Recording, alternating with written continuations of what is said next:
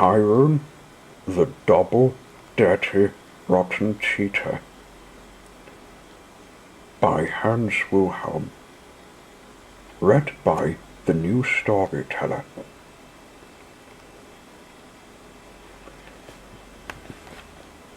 Bolland was a little dinosaur. He and his friends were going to Swamp Island for a week. They would eat, play games, and sleep out under the stars. Everybody was very excited. Everybody, that is, except Bolland. His worst enemy, Tyrone, was coming along too. Tyrone, the Horrible, as he was usually called, was known to make trouble, lots of trouble. Tyrone was just a kid himself, but he was bigger and stronger than the others. No wonder he won the first game so easily. They played other games that had nothing to do with being big or strong. Still, Tyrone won every time. Something is not quite right here, Bolland thought. Tyrone didn't seem to care what anyone thought. He played by his very own rules. For instance, in the game of meteorite bowling, he just stepped over the white line when no one was looking. He was soon the meteorite bowling champion. "Ha ha," Tyrone said to himself. "Cheating is easy, as long as nobody finds out."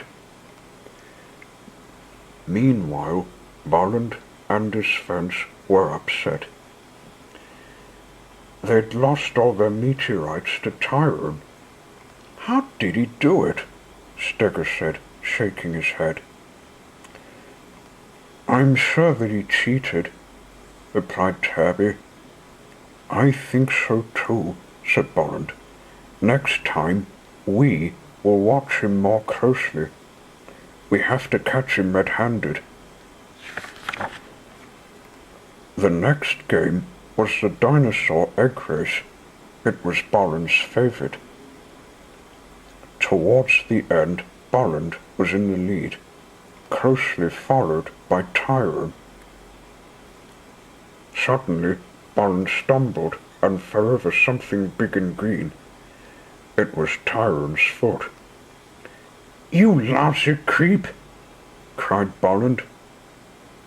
But Tyrone was already crossing the finish line with a big smile on his face. "He's not the winner," Bolland told his friends. "Didn't you see how he tripped me?" But nobody had seen it. They'd all been too busy watching their eggs. Naturally, Tyrone swore he hadn't done anything wrong, and so they had to give him the first prize, which was a delicious chocolate egg. Once again, Tyrone was pleased with himself. Yes, indeed. Cheating always works. All you have to do is tell a big, fat lie. "Time for the sack race," Stella called. "Count me out," said Bolland. "I'm not playing any more games with Tyrone." Nobody else wanted to play with Tyrone either. "I'm not wanting to play with him either." "Me too. Me three." But Stella said, "Don't be silly.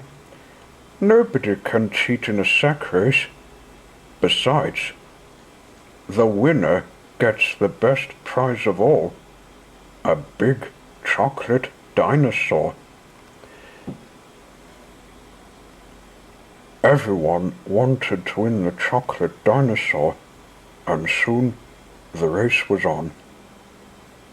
But believe it or not, Once again, Tyrone came in first.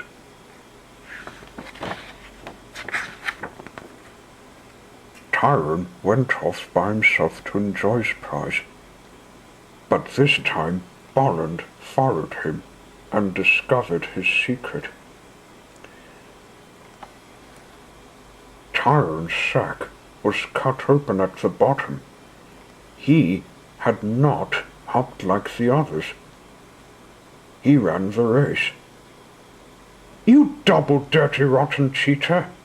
Bolland cried. "Give back that chocolate dinosaur! You don't deserve it!" Then Tyrone got mean. "You'd better shut up, lizard-head," he said. "If you say one word about this to anyone else, I'll break every bone in your body." But Bolland told his friends everything. "I'm fed up with that boot," he said, and stamped his foot. "But what can we do?" Stella asked. "Tyrone is so big and strong."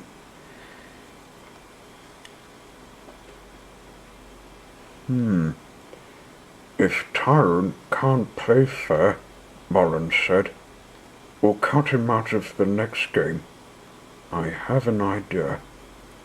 Let's meet tonight after Tyrone goes to sleep." That night, around the campfire, Bolland told the others his idea. "Listen, everybody.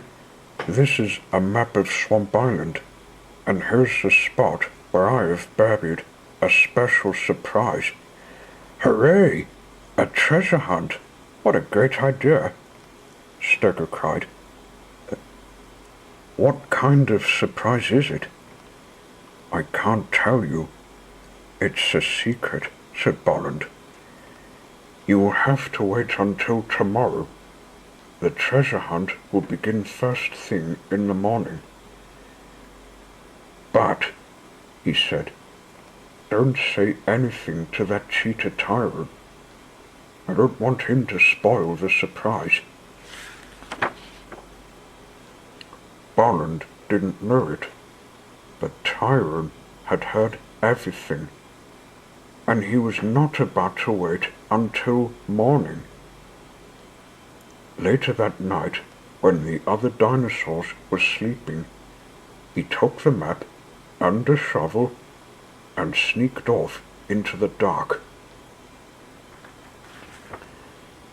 The sun was about to come up by the time Tyrone found the spot. "Aha!" he said. "I win again. Now the treasure will be mine. All mine!" Tyrone started to dig wildly. He didn't look where he was throwing the dirt. He didn't see the swarm of bees behind him until it was too late. "Arrgh!" Tyrone yelled as the angry bees went after him. "Help! Help! Ow! Ow! Ooh! Ah! Ooh! Ee! Ah!" The other dinosaurs heard his cries and came running.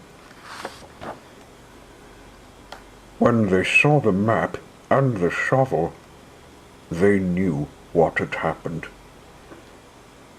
"Tyrone tried to beat us again," Terry said. "He wanted the surprise for himself." "It looks like he got a surprise all right," Bolland said with a smile.